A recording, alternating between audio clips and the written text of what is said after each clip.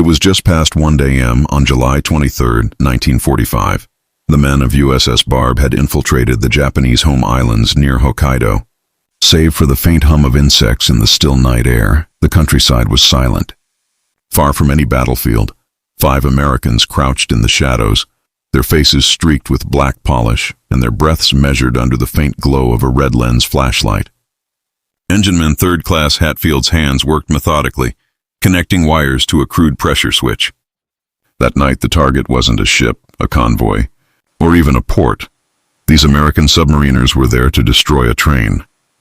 In October 1942, USS Barb, a brand new Gato-class submarine, set out on her first significant mission. Operation Torch, the Allied invasion of North Africa, would be her first major task. With a crew of 80 and armed with 10 torpedo tubes and a 4-inch deck gun, her assignment was to deploy scouts in rubber boats to mark landing sites at Fadala, Mohammedia, Safi, and Algiers. However, navigational and communication errors sent Barb's scouts far off course. Caught in the crossfire between Allied destroyers and enemy shore batteries, the men had no choice but to wait before they were rescued hours later. After this rocky start, Barb hunted German blockade runners in the Bay of Biscay, operating out of Scotland. During the summer of 1943, she disrupted enemy supply lines, including sinking a presumed German tanker. On the submarine's 5th patrol in the frigid North Atlantic, 24-year-old gunner's mate Paul Saunders found himself thrust into the spotlight when Barb's executive officer, Lieutenant Commander Everett, asked the chief of the boat to train the young man as the dive manifold operator, a critical, high-stakes role responsible for controlling the vessel's ballast tanks during dives. Early into his training, while the sub was speeding ahead on all 4 main engines, the lookout spotted the unmistakable glimpse of an enemy periscope. As the diving alarm blared throughout the ship, all hands, including Saunders, scrambled to their stations. Upon realizing a young sailor new to the role essential for the submarine's safety was at the controls during this highly critical time, the officer's heart sank. High-speed dives demanded precision and, above all, experience. The executive officer and the chief of the boat bolted at full speed toward the control room, ready to take over if needed. But by the time they reached the control room, the dive was complete. Trainee Saunders had operated the ballast tanks in perfect sequence, his movements calm and deliberate, shifting smoothly from one side of the submarine to the other and making Barb slip beneath the waves just in time. Shocked, the executive officer later recalled, "I qualified him then and there." Even after the tense moment had passed, the young sailor remained focused, leaving the crew in awe of his abilities. From that day forward, Paul Saunders was no longer just a trainee. He was a trusted member of the crew. That fall, following 5 relatively unsuccessful patrols in and around Europe and after refitting and intensive training, Barb was sent to the Pacific for patrol duty. Her first 2 Pacific patrols brought few successes. But everything changed in April 1944 when Lieutenant Commander Eugene Fluckey took command of Barb. The 33-year-old commander was a daring mix of calculated risk-taking and brilliant tactical insight, a strong believer in using his submarine's speed advantage while surfaced. His most frequently uttered motto was, "We don't have problems, just solutions."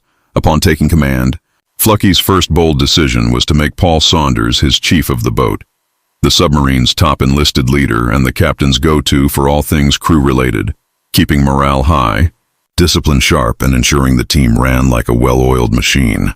At first Saunders protested, saying, "Not me, Captain. No way. All the men are my friends. As chief of the boat, I'd have to tell them off and discipline them. How could I do that?"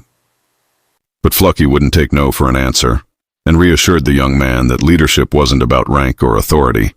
Advising, do your best, correct your mistakes, and don't be afraid to ask for help from anyone from top to bottom. With that, the deal was struck. Under Fluckey's leadership, Barb adopted bold, unorthodox tactics to catch Japanese vessels completely off guard. Together, the skipper and his chief of the boat became an unstoppable force. As one sailor put it, the combination of Commander Eugene B. Fluckey and Saunders was like electricity. They were both of the same mold. Attack and destroy was their motto. With several unsuccessful patrols behind them, Fluckey refused to wait for the Japanese Navy to come to him. If the enemy wouldn't present itself, he'd bring the fight straight to their doorstep. In May 1944, With a daring skipper and a steadfast chief of the boat, USS Barb ventured into the unforgiving waters of northern Japan, charting a course through the treacherous seas around the Kuril Islands. Hokkaido and the Sea of Okhotsk determined to change her luck. Near the end of the month, her torpedoes struck cargo ships Kotaru and Madras Maru, sending thousands of tons of enemy cargo to the ocean floor in a single strike. Days later, an aggressive engagement with a lone ship forced Barb to evade counterattacks by slipping into the concealing ice fields of the northern corals. Despite the close call, Barb wasn't finished. On June 11th, she quickly tore into 2 trawlers with her deck guns, and moments later, upon spotting 2 much larger targets, Toten Maru and Shaya Maru, her torpedoes sent both to the bottom. With her final torpedo, she targeted a passenger cargo ship. By the end of that patrol, the submarine and her men had sunk a staggering 15,270 tons of enemy shipping, all in a single day. Through it all, Fluckey and Saunders proved an unstoppable duo, especially the latter, whose leadership quickly earned him the admiration of the crew. According to boat signalman Neil S., "I never saw him pull rank on any of us. He was pleasant and treated us as his equal." Team effort defined Barb's next missions. For her 9th patrol, Barb joined submarines Queenfish and Tunny in a coordinated wolf pack targeting Japanese convoys in the Manila-Hong Kong sea lanes. On August 31st, the group closed in on a heavily defended convoy, with Queenfish striking first and sinking 2 ships. Barb followed, unleashing 3 torpedoes and damaging a tanker and a freighter. Fluckey shadowed the convoy, waiting for the perfect moment. Finally, after 5 hours, his torpedoes ripped into OK Maru, breaking the freighter in 2 as the American submarine slipped away. Under powerful aerial bombardment, one explosion detonated dangerously close, tearing off Barb's port antenna and damaging vital equipment. Days later, the 3 submarines were ordered to assist in a rescue mission for Allied prisoners of war after a Japanese transport was sunk. En route, they encountered another massive convoy and decided to attack. Fluckey didn't hesitate, ordering 6 torpedoes into the heart of the enemy formation, sinking the 11,700-ton tanker Auza and the 20,000-ton escort carrier Uno before continuing to the rescue and saving more than a dozen prisoners, pulling survivors from small wooden rafts scattered across the open ocean. By the fall of 1944, it was clear to everyone on board that Barb's fortunes had completely shifted. Once plagued by lackluster patrols, she was now striking with precision, her missions evolving alongside the changing tides of the war. In November, the submarine began her 10th war patrol with an attack group in the East China Sea, rapidly striking again with a powerful spread of torpedoes that sent transport Kokum Maru to the deep. Only days later, on the 13th, she sank the cargo ship Naro Maru, followed by 2 additional schooners.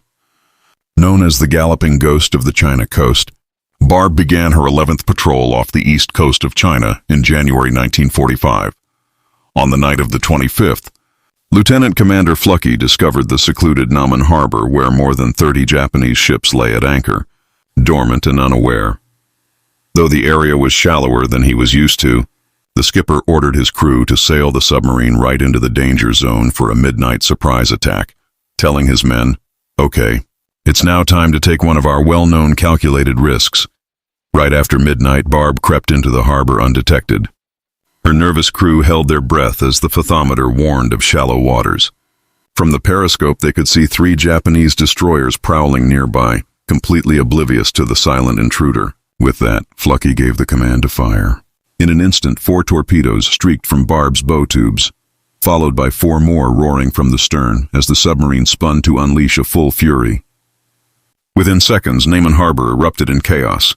Ships shattered and splintered under the impact as massive fireballs lit up the night, and Japanese gunners were left disoriented and shocked. Desperate, the Japanese fired wildly into the darkness, unsure where the attack was coming from. The sheer audacity of a submarine operating in such shallow waters had been completely unthinkable until now. Barb didn't need to wait to see the full damage. At 23 knots, she dashed for open water, zigzagging through uncharted shallows and weaving between Chinese junks.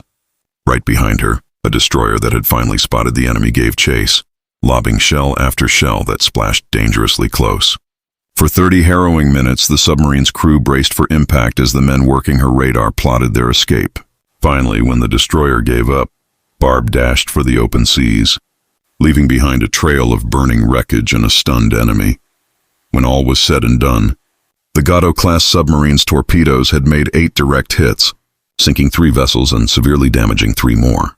The dangerous striking of such a shallow and well-defended harbor earned the submarine a powerful nickname, the Galloping Ghost of the China Coast. For their actions, the crew earned a Presidential Unit Citation, while Eugene, Lucky Fluckey, was awarded the nation's highest honor, the Medal of Honor. After such an audacious display, as USS Barb's 12th patrol approached, everyone on board wondered how they could possibly top that. Following the incredible successes of her 11th patrol, the crew returned to base elated and proud of their daring exploits. Naval leadership ordered Barb's next deployment to the north coast of Japan with orders to raise a rumpus, attacking shipping wherever they could find it. The commander's ambitions, however, went far beyond sinking vessels. He wanted to push the boundaries even more and envisioned something unprecedented, equipping the submarine with what he called rocket weapons. At Fluckey's behest, Barb underwent a groundbreaking overhaul at Pearl Harbor before leaving on patrol. The submarine was outfitted with 75-inch spin-stabilized rockets, each tipped with 10 pounds of high explosive, making her one of the first submarines in history to deploy rocket weaponry. The launcher, bolted to the forward gun mount, could be raised to a 45-degree angle and configured to fire a dozen 4-foot-long Mark 10 rockets simultaneously. The implications were enormous. With a range of nearly 3 miles, these rockets turned Barb into a predator capable of striking ships at sea and coastal targets. For the first time, a submarine could bombard enemy harbors and installations, crippling supply lines and devastating defenses once thought impregnable. By June 8, 1945, Barb was ready to deploy on her 12th patrol, her new arsenal aboard and the crew preparing to sail north to Japan's coastline. Fluckey and his men were eager to test the potential of their cutting-edge weaponry. The skipper got his chance on the night of June 22, 1945, when USS Barb silently slipped into the harbor of Sherry. Under Fluckey's orders, the gunnery crew worked in near-total darkness while the men manning the periscope scanned for unsuspecting targets. On the bridge, Fluckey donned his polarized goggles, flipped them to the darkest setting, steadied himself, and yelled, "Rockets away!" A blinding flash of blue-white light erupted across the deck, followed by the roar of a dozen rockets tearing through the night sky and briefly illuminating the harbor. Then came the impact.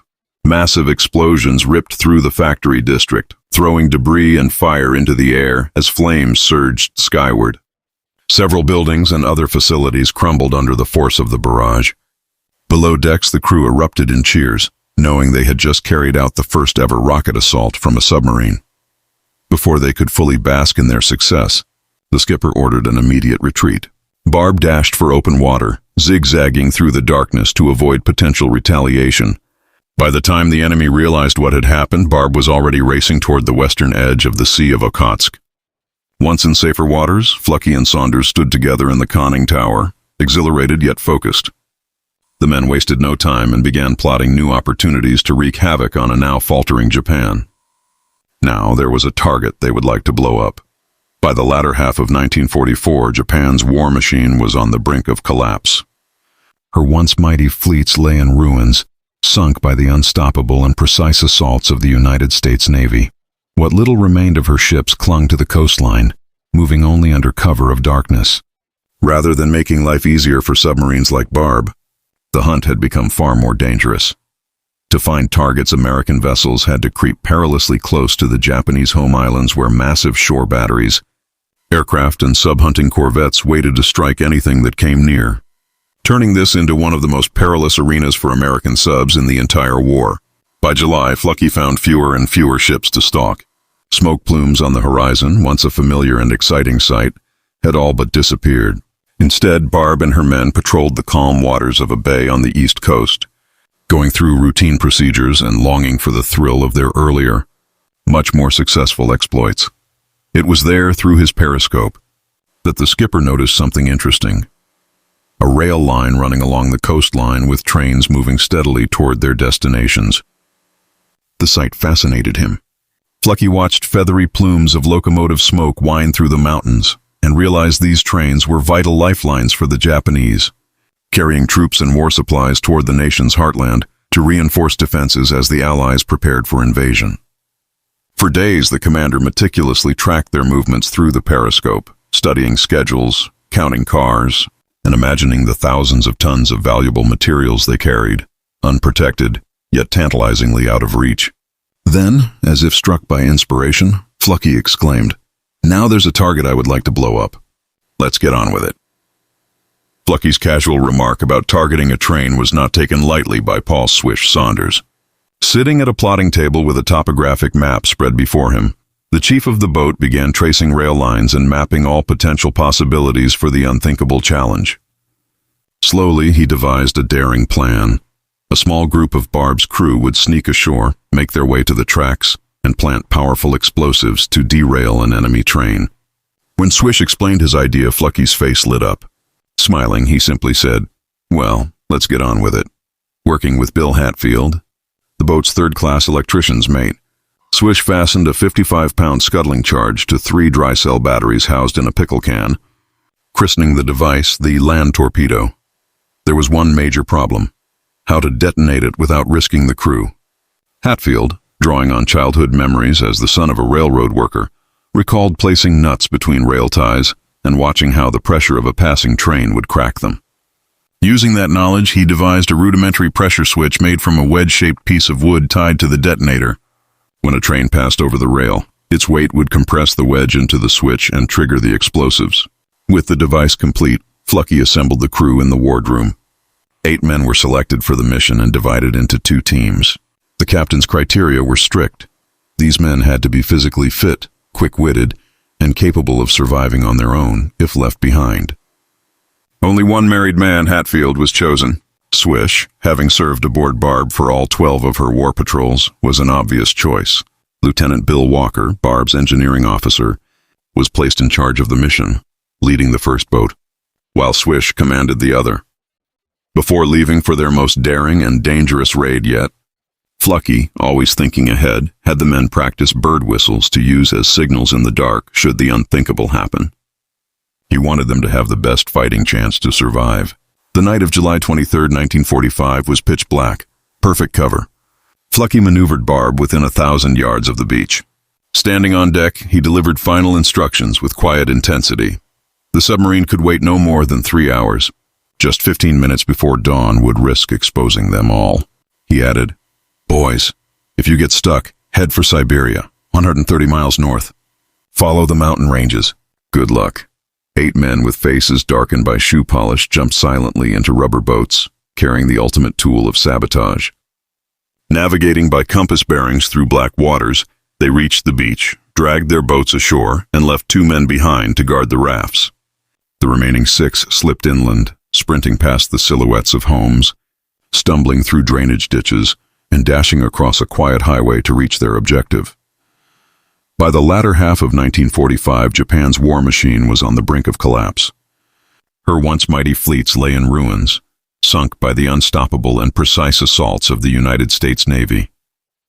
What little remained clung to the coastline and moved only under cover of darkness. But hunting those ships became far more dangerous.